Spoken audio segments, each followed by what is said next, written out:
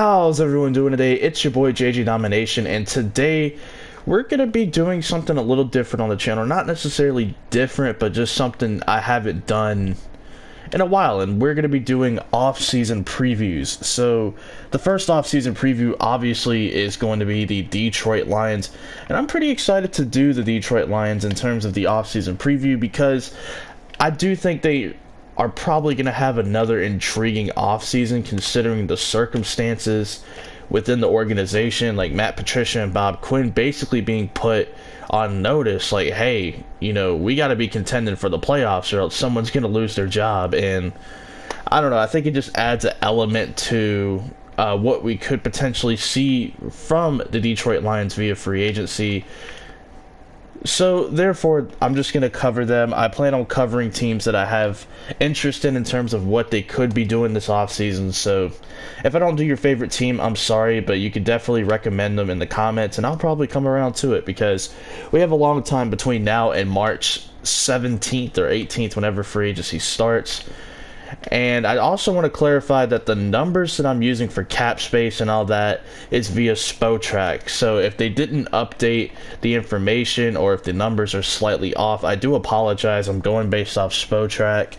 So yeah, my fault if the numbers aren't 100% accurate. I don't know what else to say other than technology does fail. But let's go ahead and get started with the total cap space via Spotrac for the Detroit Lions. Not the top 51 only, but the total cap space, and it is projected to be around 37.6 million.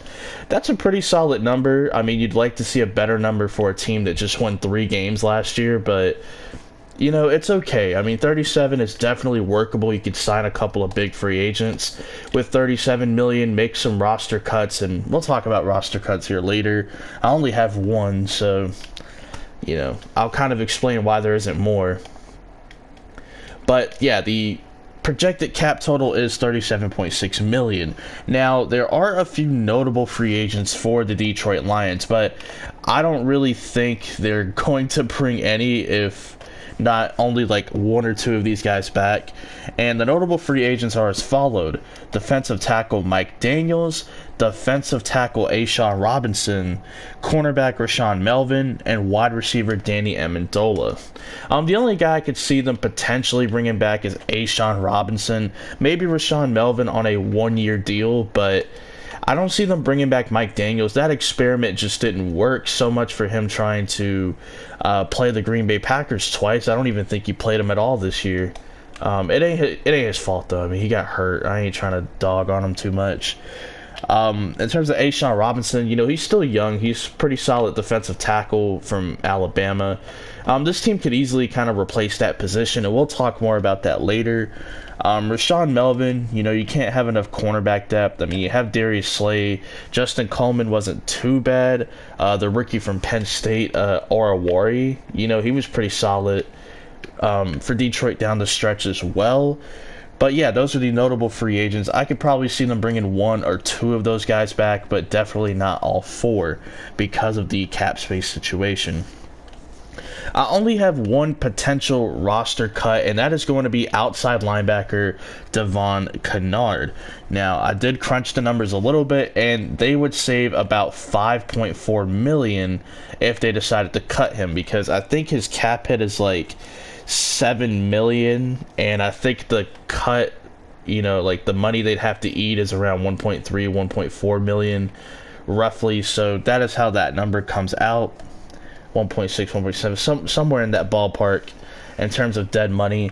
But yeah, you save over $5 million for a guy who, he's okay. He's not really moving the needle in Detroit. And this linebacker class in free agency looks like it could be somewhat above average. So maybe you cut him with the risk of thinking, hey, I can bring in one of these free agent linebackers, and we'll just have to wait and see. But we're going to talk about potential free agent targets after this. We're going to, let's just assume they do cut Devon Kennard, then you're looking at roughly $43 million after making that cut. If they make that cut and just, decided not to re-sign anyone, that is how much they'd have, around 43 million. So you could potentially enter free agency with 43 million. Now, there were some other cuts that this team could do that would actually save them way more money. The problem is they're both starters, and I just don't see them getting cut.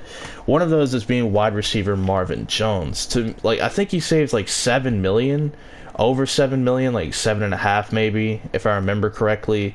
But I just don't see them cutting their starting wide receiver number 2 unless they just wanted to go younger at the receiver position and draft a guy like early second, which is still possible because this wide receiver class is pretty good. I'll say that. And then the other was Taylor Decker, their starting left tackle. You actually save over $10 million by cutting him. I think they ended up picking up his 5th-year option, which is why, like, you wouldn't lose any money if you cut him. I just don't think they do that because you just create a hole at left tackle now. I mean, they do have Tyrell Crosby, who they drafted in, like, not early rounds, but, like the early mid rounds, I guess you could say. And he was decent, a decent prospect or whatever, but I don't know if they want to move with him as, like, the full-time left tackle. I don't think that's the plan. So the only cut we'll have is Devon Kennard, and the new cap total is approximately 43 million. So, assuming they don't re-sign anybody, they're going to go into free agency with 43 million. That's a good number to have. And these are the potential free agent targets. We're going to start off first with defensive end / outside linebacker Vic Beasley. Vic Beasley has had a pretty underwhelming career as a first rounder, but he did lead the league in sacks. Whether it's fluky or not, it happened. Like, you can't take that away from him. In Atlanta, he was kind of used in a lot of different ways. To me, he's just too small to be a 4-3 defensive end. And I'm not one to really judge people by saying they're too small or too big to play a certain position, but when you're playing him full-time as a speed rusher, even in base packages, I mean, he is going to get destroyed in the run game by those bigger left tackles. And that, to me, is kind of why Vic Beasley didn't work out. If he's a situational pass rusher, you could definitely get some juice out of him, in my opinion. And that's kind of the situation I would have here for Detroit. They have good defensive line depth. They don't generate enough pass rush because, like I magically predicted, Trey Flowers is not that guy. But, they paid him to be, so that's the decisions they got to live with. But bringing in Vic Beasley, he could be like a third down pass rusher. This defense is a hybrid defense after all, so you can even line him up at outside linebacker, have him drop back into coverage at times. I mean, we've seen him do that a little bit for the Atlanta Falcons, and I just think it would be pretty intriguing. That would be a pretty intriguing free agency signing. I actually would like that if it happened for them because Vic Beasley, to me, fits a hybrid scheme. Like, I can totally see, like, the Miami Dolphins as another potential bidder. Like, just hybrid defense. Those are the two teams that definitely come to mind. Maybe a team like Baltimore, who has done a great job over the years at developing these outside linebackers. I mean, you look at Zadarius Smith, who played for Baltimore, goes to Green Bay, and arguably should have been a nominee for Defensive Player of the Year. And then you look at Matt Judon. I mean, of course, there are rumors now saying that he might get tagged and traded, but he has turned it up the last 2 years of his career with Baltimore, and he's probably going to go on to be productive elsewhere if he does get traded and franchise tagged. But I could see Vic Beasley kind of going there and resurrecting his career. I mean, it's not crazy to think about. So, in terms of Baltimore, but in terms of Detroit, this would be intriguing, and they're one of those teams who, at this point, you might as well start taking shots and seeing what sticks. Another potential free agent, and I don't want to hear in the comments, oh, this guy's not going to hit the market. I'm just going based off today. Okay? He probably won't hit the market, and he probably will re-sign with the team he's on. But that's defensive lineman Arik Armstead from the 49ers. Now, I know 49ers fans are saying he's probably going to re-sign, whatever. You know, he probably will, but I'm just saying, like, projected free agents. That's what we're doing here, is all projections. I'm not saying it's going to happen. I'm just going based on, like, how the offseason could play out. And Eric Armstead is a guy who, he can play inside, and if this defense wants to go heavy on certain looks, he could play outside as well and run defense. He's a former first-round pick.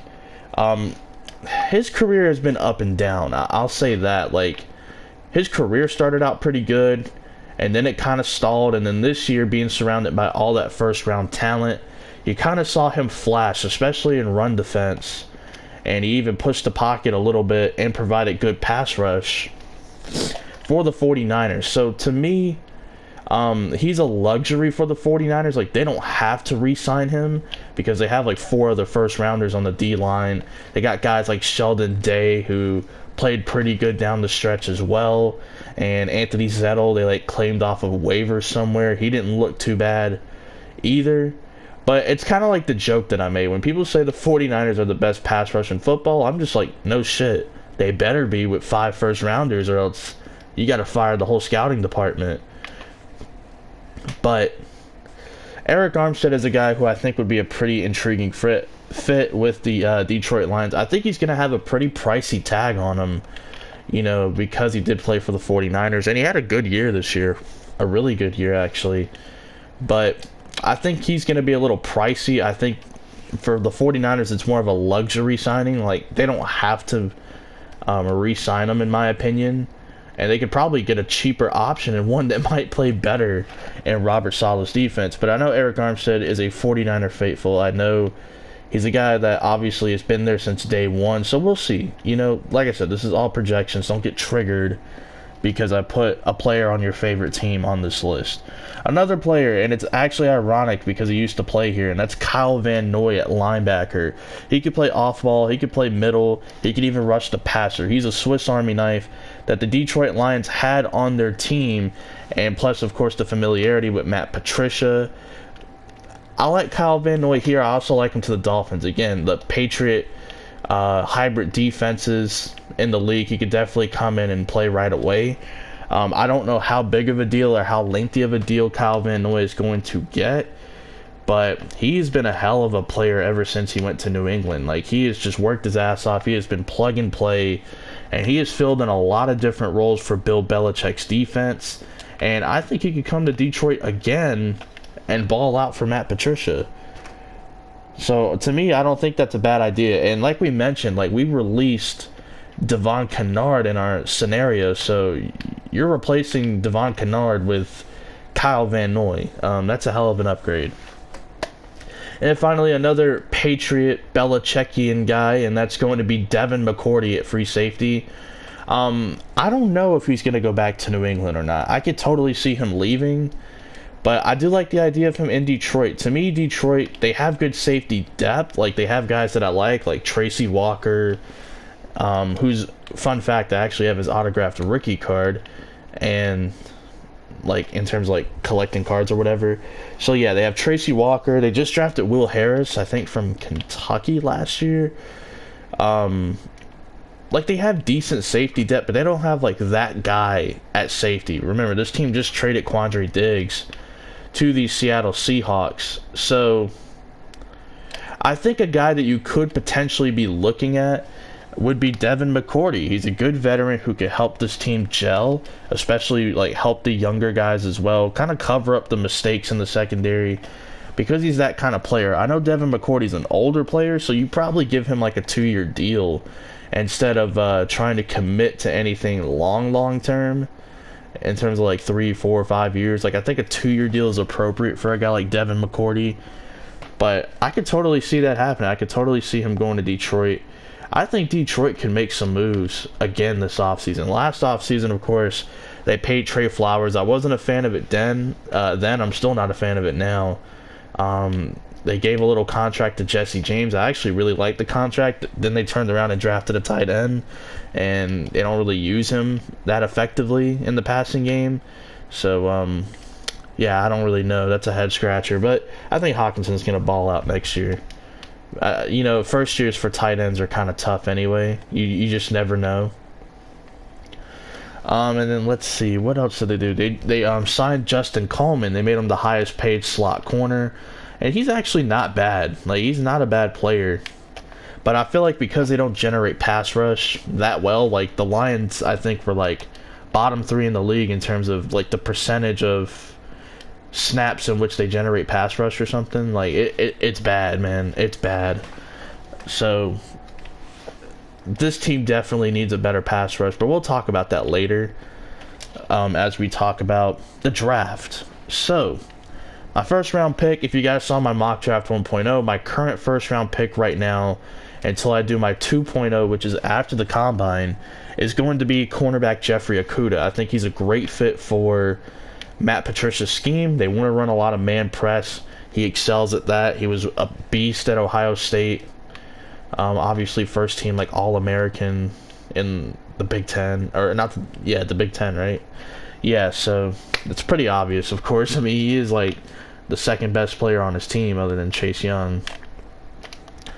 But yeah, Jeff Okudah is just a great fit. They could potentially trade down, but like I said, I'm not entertaining trades until the final week. The week of the draft, I'll start to entertain trades and stuff, you know what I'm saying? Now let's talk about other positions they could look to address in the draft. And I have like 4, I think, written down. Or no, 5. I have 5 written down. Because they're drafting early in all these rounds, like, it's definitely doable. So let's just go ahead and talk about some things that they could address. They could look to get some offensive line depth. Now, I do think this tackle class, a lot of the top guys are going to fly off the board.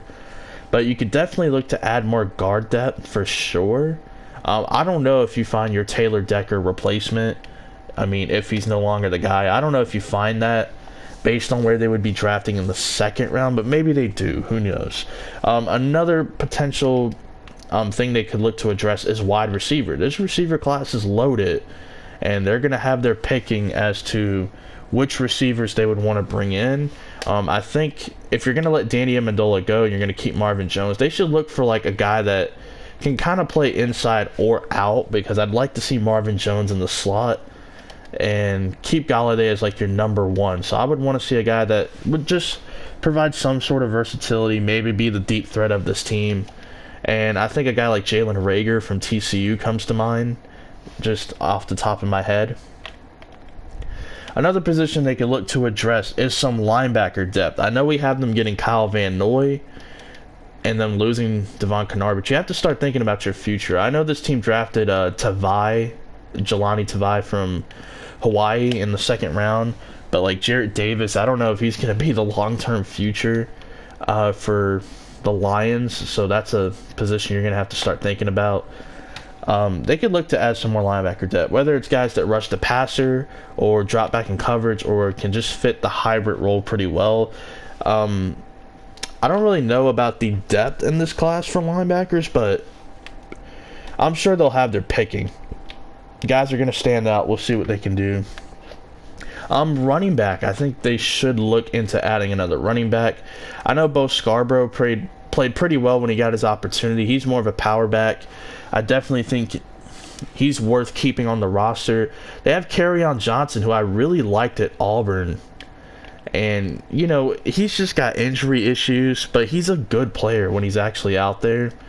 And I think this team just needs a change of pace back. I think they could use a guy who, you know, can do more damage in the receiving game, can probably be guys that you use on draw plays in the screen, line up in the slot. I think they just need, like, that kind of running back. I don't know, like, potentially, like, at what spot, you know, that they could draft this running back, but maybe you look at a guy like J.K. Dobbins, you know, maybe if he's there in the third round. I doubt he will be, but let's just say hypothetically he is. That's a good option. You know, you can definitely find yourself a good running back in the third or fourth round. I think for this team, they could use that, like, receiving back, you know, just a guy that's going to change the pace. You know, you have Kerryon Johnson, who's kind of your do-it-all guy, but health concerns is why you would want to draft a running back. Bo Scarborough is your power guy, and a good find. He's bounced around a little bit in his career. So, it'll definitely be intriguing. But that's all I really have for you in terms of the off-season preview. The next team that I'm going to be doing is actually, we're just going to go ahead and knock it out. The Miami Dolphins. That's the one that I want to do. All those damn first round picks that they have, like, that's going to be so much fun. So that's the next team I'm going to do.